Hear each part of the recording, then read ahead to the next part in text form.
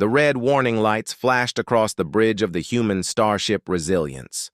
Captain Lee Tae-ho stood with his hands behind his back, watching the screens that showed nothing but empty space. The silence felt heavy, like the calm before. A storm. "Captain," called Park Ji-won from her station. The tactical officer's voice was steady, but Tae-ho could hear the tension underneath. "We're getting that signal again. Same frequency, same encryption." Tae-ho walked over to her console. The message had been repeating for 3 hours now, coming from somewhere deep in the contested Vega sector. Most ships avoided this area because of the pirates. But someone was calling for help. "Can you break the code?" he asked. Ji-won's fingers moved quickly over her controls. "It's not human encryption. This is Veltani." Everyone on the bridge went quiet. The Veltani were humanity's most important alien allies, but they rarely asked humans for help. They were proud beings with crystal-like skin and the ability to read minds. Most of them thought humans were useful but crude. "Got it," Ji-won said. Her face went pale as she read the message. "Captain, it's a distress call from the luxury ship Stellar Dawn. They're carrying Princess Kara Veltani." Tae-ho felt his stomach drop. Princess Kara was the daughter of the Veltani Empress. If something happened to her, the alliance between humans and Veltani could be destroyed. "What's their situation?" he asked. "Pirates, sir. The Draxon Syndicate has taken the ship. They're demanding—" Ji-won paused, checking her screen again. "They want enough credits to buy 3 star systems. The Veltani government says they can't pay that much without going bankrupt." Tae-ho nodded slowly. The Draxons were the worst kind of pirates. They didn't just steal cargo or ransom passengers. They enjoyed causing pain and fear. If they had the princess, time was running out. "How far away are they?" he asked. 2 hours. "At maximum speed, sir. But, Captain—" Ji-won looked up at him. "It's a trap. It has to be. The Draxons know we'll come for her. They'll be waiting." From the engineering station, Kim Sora looked up from her work. She was a quiet woman who rarely spoke during bridge meetings, but now she cleared her throat. "Captain, I've been listening to their communications," she said. "The pirates aren't just holding the princess. They have the entire ship. That's over 300 people." Tae-ho walked to the center of the bridge. Around him, his crew waited for orders. These were good people, all of them. They had families back on Earth, dreams for the future. He was about to ask them to risk everything, for aliens who barely respected them. "Sir," came another voice. Choi Hyun-woo, the ship's medic, stepped forward. "If we don't try to save her, the Veltani might end their alliance with humanity. We need them to fight the Draxons. Without the Veltani, Earth's colonies are defenseless." Tae-ho knew Hyun-woo was right. The political situation was complicated, but the facts were simple.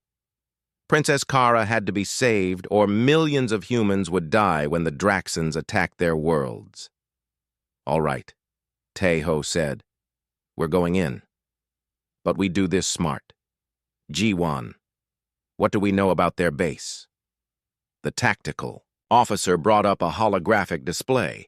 It showed an asteroid field with several large rocks connected by metal bridges and docking tubes. "They've built their stronghold inside the asteroids," Ji-won explained. "Heavy shields, lots of weapons. The Stellar Dawn is docked at the center. We can't just blast our way in without killing everyone on board." Sora spoke up again. "Captain, what if we don't attack the base directly? I could modify our engines to create an electromagnetic pulse. It would shut down their shields for maybe 10 minutes. 10 minutes isn't enough time to fight through." "Their defenses," Ji-won said. "It is if we're already inside," Sora replied. She pulled up technical drawings on her screen. "I could hide in one of their supply ships. Once I'm in position, I trigger the pulse and disable their systems from the inside." Tae-ho shook his head. "Too dangerous. You'd be alone in there with no backup." "Sir, with respect, this is what humans do," Sora said quietly. "Other species, Plan for months and follow careful strategies. We adapt. We do whatever it takes. Hyunwoo nodded. She's right, Captain. The Veltani would never attempt something this crazy. That's exactly why it might work. Tae-ho looked at his crew. Ji-won was checking her weapons systems. Hyunwoo was preparing medical supplies for casualties. Sora was already working on the modifications to their engines. None of them seemed afraid, even though they all knew this could be their last mission. All right, he said finally. We do this the human way. Sora, how long do you need for the modifications? 30 minutes, she replied. G1, scan for supply ships heading to the base. We need to intercept one without being detected. Already on it, sir. Hyunwoo, prepare for multiple casualties. If we succeed, there will be injured people who need immediate medical attention. The next 30 minutes passed quickly. Sora worked in the engine room, rewiring systems and installing new components. Ji-won found a supply ship carrying food and medical supplies to the pirate base. Hyunwoo set up the medical bay for emergency surgery. Tae-ho stood on the bridge, watching the asteroid field grow larger on their screens. Somewhere in that maze of rock and metal, Princess Kara was waiting for rescue. She probably didn't expect humans to come for her. Most aliens didn't think humans were brave enough or smart enough for this kind of mission. They were about to find out how wrong they were. Captain, Sora's voice came over the communication system. I'm ready. The pulse generator is installed, and I have the codes to disable their shield systems. Supply ship intercepted, Ji-won reported. The crew is unconscious. Sora can take their place without anyone knowing. Tai-ho took a deep breath. Everything depended on the next few hours. If they failed, Princess Kara would die, and the human-Veltani alliance would end. If they succeeded, they would prove that humans deserved respect as equals, not just useful tools. Sora, you're sure about this? He asked. Yes, sir. Someone has to save her. Might as well be us. That was the human way, Tae-ho thought. When others gave up, humans kept fighting. When others said something was impossible, humans found a way to make it possible. Princess Kara was about to learn what it meant to be rescued by humans. The mission was beginning. The rescue had been successful, but barely. Princess Kara Veltani now lay in the medical bay of the Resilience, her crystalline skin still showing the dark marks where the pirates had hurt her. Choi Hyun-woo worked carefully around her injuries, using both human medicine and Veltani healing crystals that she had brought with her. Captain Lee Tae-ho stood nearby, watching the princess sleep. The rescue had cost them 3 crew members and serious damage to their ship. The pirates had fought harder than expected, but humans always found a way to win when others gave up. How is she? Tae-ho asked quietly. Hyun-woo looked up from his medical scanner. Her body is healing well. Veltani recover faster than humans. But, Captain, I'm worried about her mind. The pirates used some kind of device to block her telepathic abilities. She hasn't been able to connect with anyone since we found her. For a Veltani, losing telepathy was like losing sight or hearing. They were used to feeling the emotions and thoughts of others around them. Being cut off from that connection was frightening and lonely. When will she wake up? Tae-ho asked. Soon. Maybe an hour or 2. Tae-ho nodded and left the medical bay. He had reports to write and repairs to oversee. The ship needed to be ready for anything, especially now that they were carrying such an important passenger. In the engine room, Kim Sora was working on the damage from their escape. The electromagnetic pulse she had created worked perfectly, but it had also hurt their own systems. She was alone, as usual, surrounded by the humming machinery that she understood better than people. Sora had always been quiet. Even as a child, she preferred machines to conversations. After losing her family in the first Draxon attack on Kepler Colony, she had become even more withdrawn. The military had trained her well, but she still carried the pain of watching her parents die while she hid in the basement. She was deep in her work when she heard footsteps behind her. Turning around, she saw Princess Kara standing in the doorway.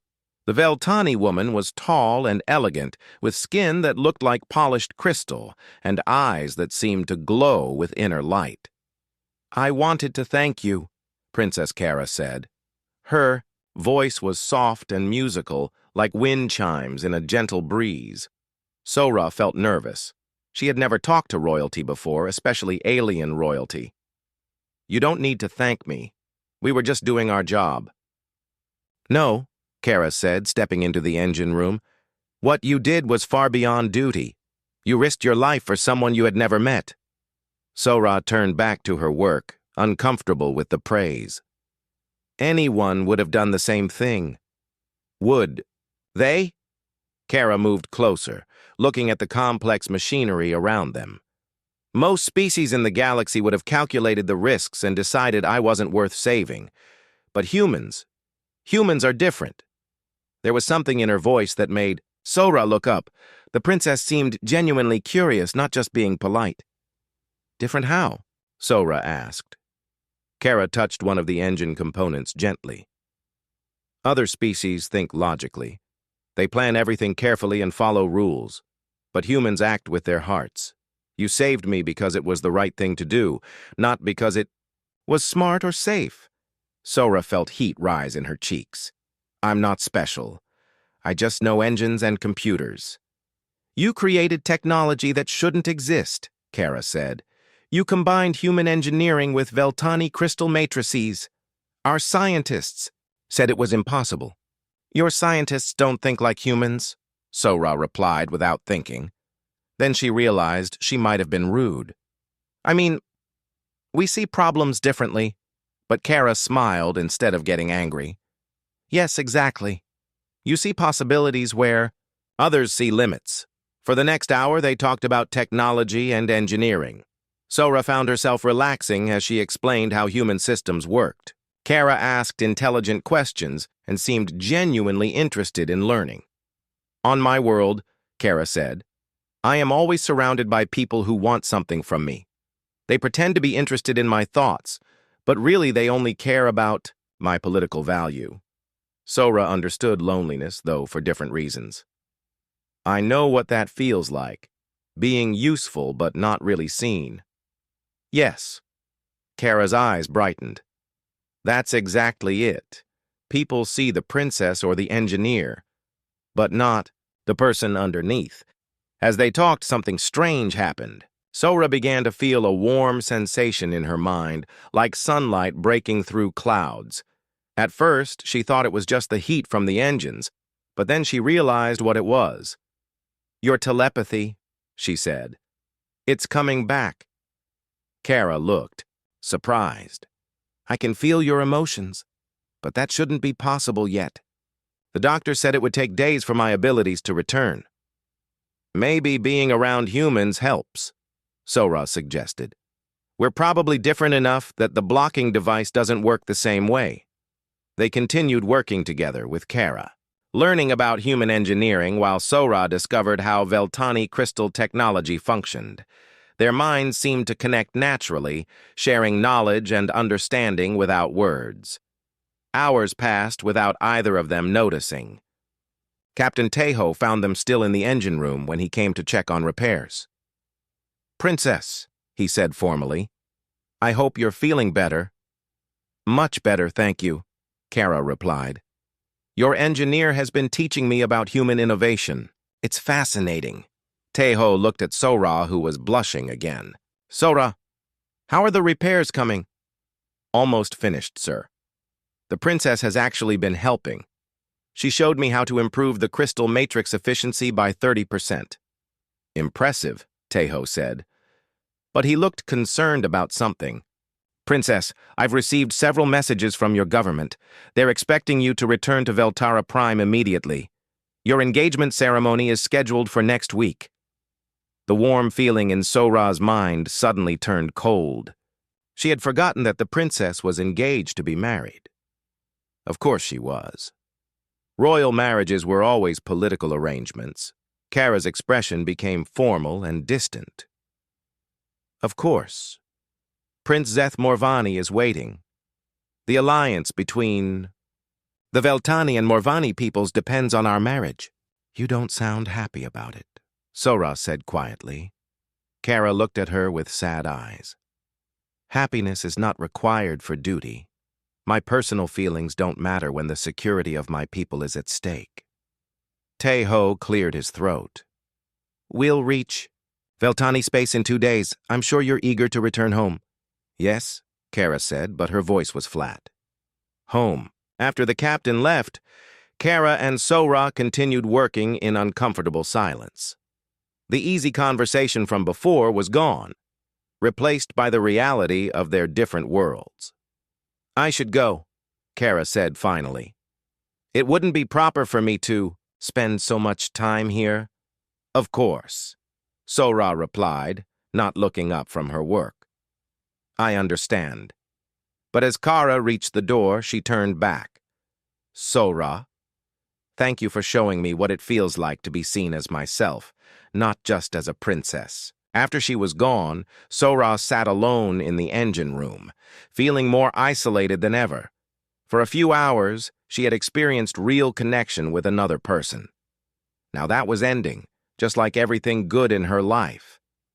But she couldn't stop, thinking about the way Kara's mind had felt when they were connected, warm and bright and genuine. So different from the cold political world the princess had to return to. 2 days suddenly seemed both too long and not nearly long enough. The capital world of SciFiPrime sparkled like a jewel against the darkness of space. Crystal towers reached toward the sky, their surfaces reflecting the light of 3 suns. As the Resilience approached the planet, Captain Lee Te-Ho felt small and out of place. Beautiful, whispered Park Ji-won from her station. I've seen pictures, but they don't do it justice. Princess Kara stood beside them on the bridge, watching her home world grow larger. She had been quiet during the journey, spending most of her time either in her quarters or helping Sora in the engine room. Now, seeing her planet again, she looked sad instead of happy. Your Highness, Te-Ho said formally, we'll be docking in an hour. Your people are waiting for you. I know, Kara replied softly. Captain, I want to thank your crew properly before I leave. What you did, my people will remember it. But Te-Ho could hear doubt in her voice. He had dealt with alien politics before. Sometimes gratitude lasted only as long as it was convenient. The docking bay was enormous, filled with elegant Veltani ships that looked more like works of art than military vessels. Honor guards in crystal armor waited in perfect formation. News reporters with floating cameras hovered nearby, ready to record the princess's return. As they walked down the ramp, Te-Ho noticed how the Veltani looked at his crew. Their expressions were polite but distant, like people thanking servants for good work. The crystal-skinned aliens were tall and graceful, making the humans look rough and plain by comparison. Empress Lyra Veltani waited at the center of the reception area. She was an impressive figure with skin like diamonds and eyes that seemed to see everything. When she looked at Te-Ho, he felt like she was reading his mind. Captain Lee Te-Ho, the Empress said in perfect English, you have done the Veltani Empire a great service. We will not forget. It was our honor, Your Majesty, Te-Ho replied with a bow. The Empress turned to her daughter. Kara, my child, we were so worried. Are you well? I am fine, Mother, thanks to these brave humans. But the Empress was already looking past the human crew, her attention focused on a new group entering the docking bay. Prince Zeth Morvani had arrived with his own fleet, and he was not what Te-Ho had expected. Prince Zeth was tall even by Veltani standards, with silver skin and cold blue eyes. He moved with the confidence of someone who had never been told no. Behind him walked a group of Morvani nobles, all wearing expensive clothes and looking bored. My dear Kara, Prince Zeth said, taking her hand and kissing it formally. I was devastated to hear about your capture. I wanted to come rescue you myself, but my advisors said it was too dangerous. Kara smiled politely, but Tae-ho noticed she pulled her hand away quickly. I understand, Zeth. Duty comes first. Indeed it does, the prince replied, which is why I'm so grateful to these humans for bringing you home safely. You have my thanks. The way he said humans made it sound like he was talking about useful animals. Tae-ho felt his jaw tighten, but he kept his expression neutral. Now then, Prince Zeth continued, we should discuss the wedding arrangements. I believe the ceremony is planned for next week? Yes, Empress Lyra said. Everything is prepared. The alliance between our peoples will be sealed at last. During this conversation, Sora stood quietly at the back of the human group. She watched Kara's face and saw the same sadness she had noticed on the ship. The princess was doing her duty, but she wasn't happy about it. The formal reception continued for another hour. Speeches were made, gifts were exchanged, and everyone pretended to be pleased with the arrangements. Finally, the human crew was escorted to guest quarters in the palace. Well, that was uncomfortable, Jiwon muttered as they walked through corridors made of living crystal. Did you see how they looked at us? Hyunwoo asked. Like we were dirt that happened to be useful. Tae-ho nodded grimly. Stay alert. Something doesn't feel right here. Their suspicions were confirmed that evening. Jiwon had been monitoring communications, a habit she couldn't break even while they were guests. What she discovered made her blood run cold.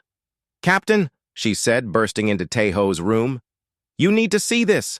I've been tracking encrypted messages between certain Veltani nobles and Draxan ships. Tae-ho felt his stomach drop. What kind of messages? Coordinates. Ship movements. They're planning something big, sir. And some of these nobles are the same ones who organized Princess Kara's engagement ceremony. Are you saying the Veltani are working with the pirates who kidnapped their own princess? Not all of them, Jiwon replied. But some of them, yes. And Captain, Prince Zeth's name appears in several of these messages. The pieces of a horrible puzzle began falling into place. The kidnapping hadn't been random. It had been planned by Veltani nobles who wanted to use the crisis to strengthen their own power. Prince Zeth was either part of the conspiracy or willfully blind to it. We need to warn someone, Tae-ho said, but who can we trust? Before Jiwon could answer, alarms began sounding throughout the palace. Emergency lights flashed, and they could hear sounds of fighting from somewhere nearby. Tae-ho grabbed his weapon and ran toward the noise, his crew following behind him. They found chaos in the main reception hall. Draxan soldiers in black armor were fighting palace guards, their energy weapons cutting through crystal walls like paper. In the center of the battle, Princess Kara was back-to-back with Sora, both of them holding weapons they had taken from fallen guards. The princess moved with graceful precision, while the engineer fought with desperate determination. Together, they were holding off twice their number of attackers. How did they get past the planetary defenses? Hyunwoo shouted over the noise. Of weapon fire. Someone gave them the security codes, Tae-ho replied grimly. Someone on the inside. The human crew joined the fight immediately. While the Veltani guards were still trying to understand how their secure palace had been breached, the humans adapted to the situation in seconds. They used furniture as cover, turned decorative crystals into weapons, and coordinated their attacks without needing orders. But it was the teamwork between Kara and Sora that turned the tide. The princess used her restored telepathic abilities to anticipate enemy movements, while Sora's tactical training helped her position their defenses perfectly. When Kara's mind touched Sora's during the fight, their coordination became almost supernatural.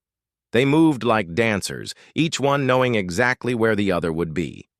Kara's elegant combat style, combined with Sora's practical military training, created something new and deadly. The Draxan attackers, who had expected easy targets, found themselves outmaneuvered and outfought. Within minutes, the attack was over. The surviving Draxans retreated, but the damage was done. The palace's security had been shattered, and everyone knew that someone among the Veltani had betrayed them. As the smoke cleared, Prince Zeth appeared in the doorway with a group of his guards. He looked around at the destruction with what seemed like genuine shock. "What happened here?" he demanded. "Draxon." "Assassins," Empress Lyra replied. She had arrived with more palace guards, and her face was pale with anger. "They knew exactly where to strike and how to bypass our defenses." Prince Zeth's eyes narrowed as he looked at the human crew. "How convenient that this attack happened just after the humans arrived." Teho stepped forward, his weapon still in his hand. "Are you accusing us of something, Prince?" "I'm simply noting the timing," Zeth replied smoothly. "Perhaps the humans aren't as trustworthy as we thought." But Princess Kara moved to stand beside Sora, her eyes flashing with anger. "The humans saved my life twice now. If anyone here can't be trusted, it isn't them." The accusation hung in the air like poison. Trust was breaking down, and everyone could feel it. The wedding was still planned for next week, but now it felt more like a funeral than a celebration. As they all stood in the ruined reception hall, Teho realized that saving the princess had been the easy part. The real battle was just beginning. The investigation began immediately after the attack. Palace security forces searched every room, questioned every guard, and analyzed every piece of evidence. But Captain Lee Tae-ho knew they were wasting time. The real answers wouldn't be found in official reports. Park Ji-won worked through the night in their guest quarters, using equipment she had hidden in her personal belongings. The encrypted messages she had intercepted painted a clear picture of betrayal at the highest levels of Veltani society. "Captain," she said quietly when Tae-ho entered her room, "I've cracked more of their communications. It's worse than we thought." The data on her screen showed financial transfers, ship movements, and coded conversations spanning months. Several prominent Veltani noble houses had been secretly negotiating with the Draxon Syndicate, planning to sacrifice human colonies in exchange for peace with the pirates. "They were never really our allies," Tae-ho said bitterly. "They were just using us as shields while they made deals with our enemies." "Not all of them," Ji-won replied. "Empress Lyra doesn't appear in any of these messages, neither does Princess Kara. But Prince Zeth—" She pointed to a series of communications. "He knew about the plan to sacrifice human worlds. He approved it." Tae-ho felt sick. The marriage between Kara and Zeth wasn't just a political alliance. It was part of a conspiracy that would end with the destruction of human colonies and millions of deaths. "We have to tell someone," he said. "Who?" Ji-won asked. "The Empress might believe us, but she's under pressure from her own nobles. And if we're wrong about her—" Before Tae-ho could answer, they heard a soft knock at the door. When he opened it, he found Princess Kara standing in the hallway, looking nervous and afraid. "May I come in?" she asked quietly. "I need to talk to someone I can trust." Tae-ho let her enter, and she looked around the room before speaking. "Something is very wrong here. I can feel it in people's minds when they look at me. Fear, guilt, anger, but not the happiness I expected after coming home." "Your Highness," Tae-ho began carefully, "what do you know about your engagement to Prince Zeth?" Kara's expression darkened. "I know it was arranged when I was a child. I know it's supposed to unite our peoples against common threats. But, Captain, I also know that Zeth doesn't love me, and I don't love him. That's not unusual for royal marriages," Ji-won said gently. "No, but this feels different. When I try to read his mind, there's something cold there, something calculating. He looks at me like I'm a tool to be used, not a person to be cherished." Tae-ho made a difficult decision. "Princess, we need to show you something, but you must promise to hear us out completely before you react." For the next hour, they shared everything they had discovered. The conspiracy, the planned betrayal of humanity, Prince Zeth's involvement in sacrificing human worlds. Kara listened in growing horror, her crystal skin darkening with anger. "You're certain of this?" she asked finally. "The evidence is clear," Jiwan replied. "Your marriage isn't about protecting the Veltani people. It's about legitimizing a deal with the Draxans that will destroy human colonies." Kara stood up and began pacing. "I won't be part of this. I won't let my people become murderers and cowards." "What can you do?" Taeho asked. "You're one person against an entire conspiracy." "I can refuse to marry him," Kara said firmly. "Without the marriage, the alliance between Veltani and Morvani collapses. The conspiracy loses its legitimacy." "Your mother won't allow that," Jiwan pointed out. "The political pressure is too strong." Kara stopped pacing and looked directly at Taeho. "Then I need to offer her something better. A different kind of alliance. One based on honor instead of betrayal." Before anyone could ask what she meant, there was another knock at the door. This time, it was Kim Sora, carrying a datapad and looking excited. "Captain, I'm sorry to interrupt, but I've made a breakthrough with the hybrid technology," she said. Then she noticed Princess Kara and blushed. "Oh, Your Highness, I didn't know you were here." "It's all right," Kara said warmly. "What breakthrough?" Sora hesitated, then showed them her datapad. "The combination of human engineering and Veltani crystal matrices that we developed on the ship. I've been refining it. The efficiency improvements are incredible. Ships using this technology could travel twice as fast while using half the energy." "That's amazing," Taeho said. "But what does it mean politically?" Kara's eyes lit up with understanding. "It means we can offer something the conspirators can't. Real progress instead of cowardly deals with pirates." She turned to Sora. "How long would it take to build a demonstration model?" "With the right resources? Maybe a week," Sora replied. "We don't have a week," Jiwan said. "The wedding is in 3 days." Kara looked at all of them, her mind racing. "Then we do this the human way. We improvise." That evening, there was a formal dinner for all the wedding guests. Prince Zeth sat beside Kara, playing the role of devoted fiancé, while political leaders from across the galaxy watched. Empress Lyra made speeches about unity and cooperation, but her words felt hollow. Halfway through the dinner, Kara stood up. The room fell silent as she prepared to speak. "Honored guests," she began, her voice carrying clearly through the great hall. "I have an announcement to make regarding my marriage to Prince Zeth." Prince Zeth smiled confidently, expecting some romantic declaration. Empress Lyra looked nervous, sensing that something unexpected was about to happen. "I cannot marry Prince Zeth," Kara continued, "because I have discovered that our alliance is built on lies and betrayal." Gasps echoed through the hall. Prince Zeth's face went pale, then red with anger. "Kara, what are you talking about?" "I'm talking about your secret deals with the Draxan Syndicate," she replied calmly. "Your plan to sacrifice human worlds in exchange for peace with pirates. Your willingness to buy safety with the blood of innocent people." "That's ridiculous," Zeth sputtered. "You have no proof." But Jiwan was already distributing datapads to the assembled guests, showing them the intercepted communications. As they read, expressions of shock and disgust spread through the room. "You've been caught, Zeth," Kara said. "The evidence is overwhelming." Prince Zeth stood up, his composure finally cracking.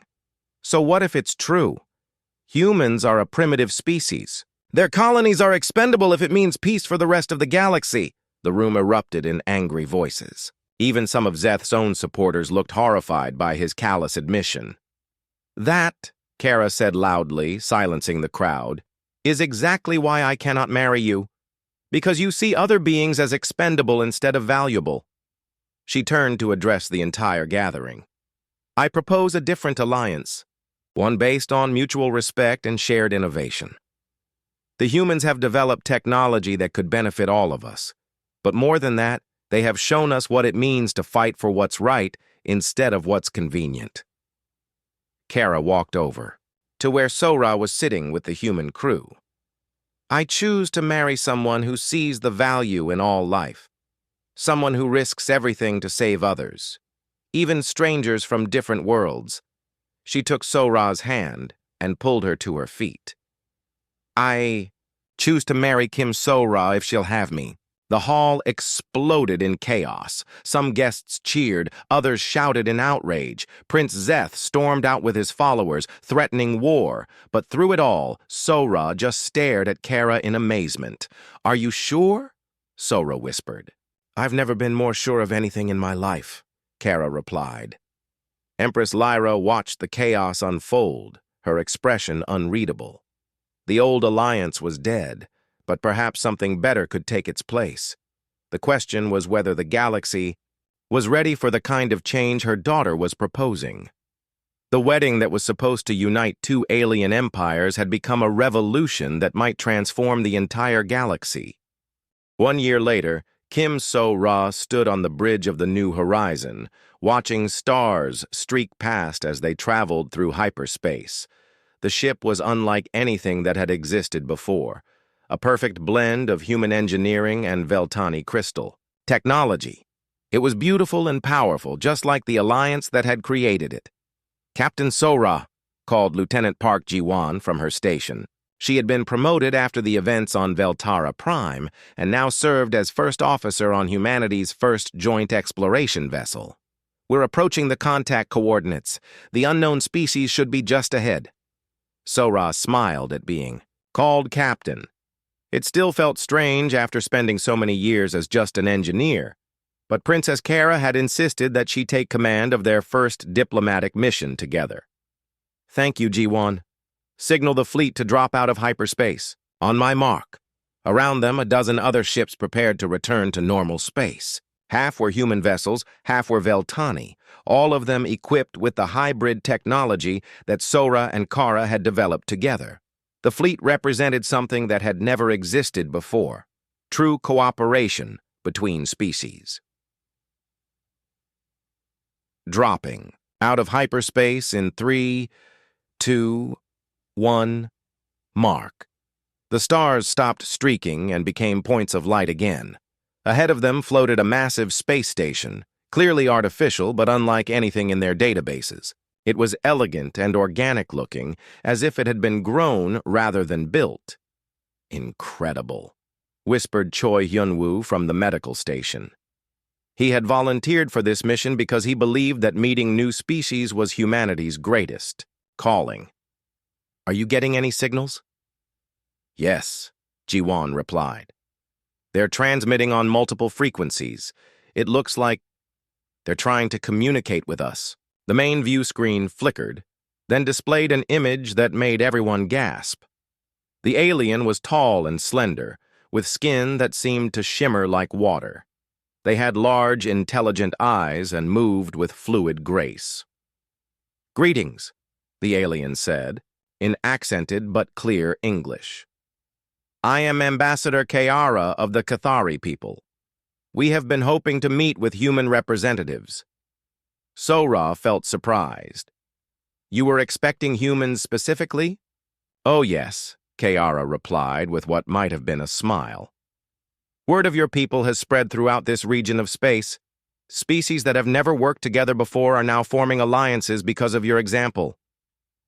Before Sora could respond, Princess Kara entered the bridge. She had been in their quarters preparing for the diplomatic meeting, and she looked stunning in formal robes that combined human and Veltani designs. Beloved, Kara said softly, placing a hand on Sora's shoulder. Are these our new friends?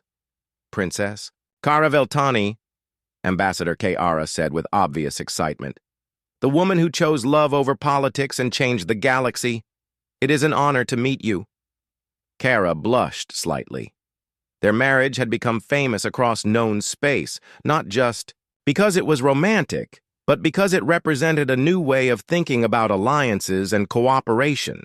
Please, just call me Kara, she replied, We're here to learn from each other, not to stand on ceremony.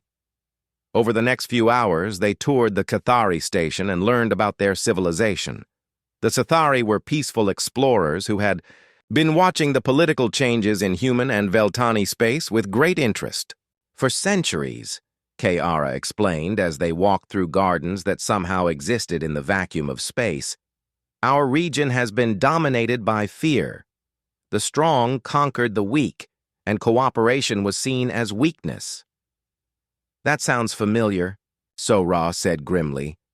Yes, but then reports reached us of humans who fought impossible battles to save people they had never met, of a princess who gave up political power to marry for love, of enemies becoming friends through shared technology and mutual respect. They paused at an observation deck that looked out into space. In the distance, other ships were approaching, vessels from species that Sora had never seen before. You've inspired something remarkable, Kiara continued.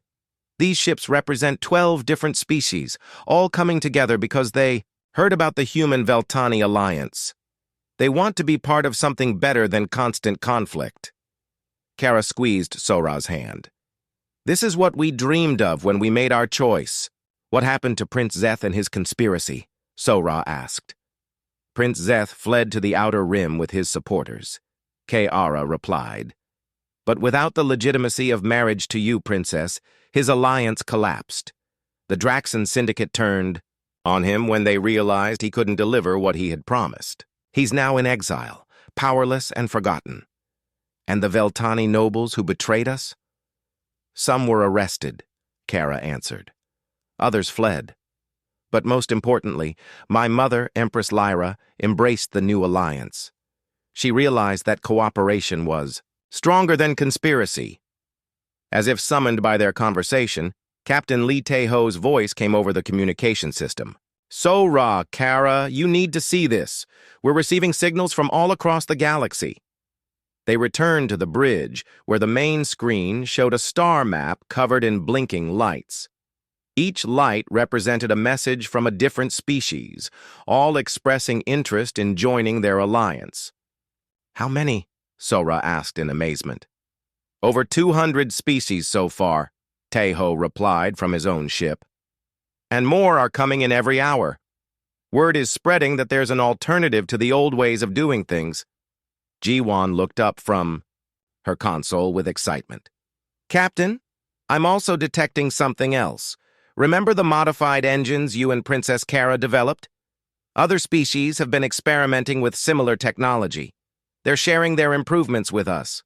On the screen, technical diagrams flowed past. Fusion drives improved by insectoid engineers, crystal matrices enhanced by gaseous beings, navigation systems perfected by machine intelligences. Each species was contributing their best ideas to the common good. This is incredible, Hyunwoo said. Medical databases, agricultural techniques, artistic expressions. They're sharing everything. Kara moved to stand beside Sora at the captain's chair. Do you remember when we first talked in the engine room? You said humans see possibilities where others see limits. I remember, Sora replied. You were right, but it's not just humans anymore. All of these species are starting to see possibilities instead of limitations. They're choosing cooperation over conquest, hope over fear. Ambassador Kiara joined them on the bridge. There's something else you should know. The Draxan Syndicate has been quiet lately. Without their Veltani allies and facing this new alliance, they're losing power. Pirates work best when their victims are isolated and afraid. When species work together, pirates become irrelevant. Sora looked around the bridge at her crew. Humans and Veltani working side by side, no longer thinking of each other as aliens but as friends and family. Through the viewports, she could see ships from dozens of species moving in perfect formation, their different designs creating a beautiful pattern against the stars. What's our next mission? She asked. There's a region called the Spiral Void, Kiara said. It's been controlled by warlords for generations. The species there have never known peace. They've asked specifically for human mediators. Human mediators? Sora was surprised. They've heard that humans have a special gift for bringing enemies together. They want to learn how to build alliances instead of armies. Kara laughed. The sound like music in the bridge's quiet atmosphere. A year ago, most of the galaxy thought humans were useful barbarians. Now they're asking us to teach them about peace. That's what happens when you refuse to accept that things can't change. Sora replied. We showed them that enemies can become friends, that different species can work together, that love is stronger than politics. And that sometimes, Kara added, taking her wife's hand, the best alliances are built on choosing what's right instead of what's expected. As the New Horizons set course for the Spiral Void, followed by the largest peaceful fleet in galactic history, Sora reflected on how much had changed. She had started as a lonely engineer, hiding from her past. Now she was a captain, a diplomat, and most importantly, part of something larger than herself. The rescue of Princess Kara had been the beginning, not the end. It had led to love, revolution, and the transformation of an entire galaxy. The best part was that this was still just the beginning. There were countless species yet to meet, endless possibilities to explore, and infinite ways to prove that cooperation was stronger than conquest. The galaxy would never be the same, and that was exactly how it should be.